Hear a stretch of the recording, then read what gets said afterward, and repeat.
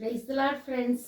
இன்றைக்கும் நம்ம தியானிக்க வேண்டிய வசனம் 1 கொரிந்தியர் 6வது அதிகாரம் 9-10. அநியாயக்காரர் தேவனுடைய ராஜ்யத்தை சுதந்தரிப்பதில்லை என்று அறியீர்களா?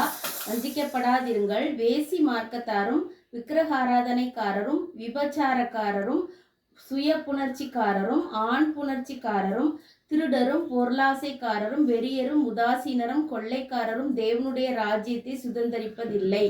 ஆமாம் ஃப்ரெண்ட்ஸ், நம்ம எல்லாருக்குமே கர்த்தருடைய ராஜ்யத்தில் நம்ம பங்கடையணும், அந்த பரலோக ராஜ்யத்தை நம்மளோட ஆத்மா சுதந்திரிக்கணும் அப்படின்னு சொல்லிட்டு ஒரு பெரிய நோக்கம் வச்சுருப்போம் ஃப்ரெண்ட்ஸ். இந்த பூமியில் நம்ம வாழ்ந்ததுக்கு ஒரு சக்ஸஸான ஒரு அடையாளமே நம்ம அந்த ராஜ்யத்தை சுதந்திரிக்கிறது தான் ஃப்ரெண்ட்ஸ். ஆனால் இத்தனை காரியத்தை செஞ்சால் அவங்க நிச்சயமாக தேவனுடைய ராஜ்யத்தில் பங்கடைய மாட்டாங்கன்னு இருக்கு ஃப்ரெண்ட்ஸு.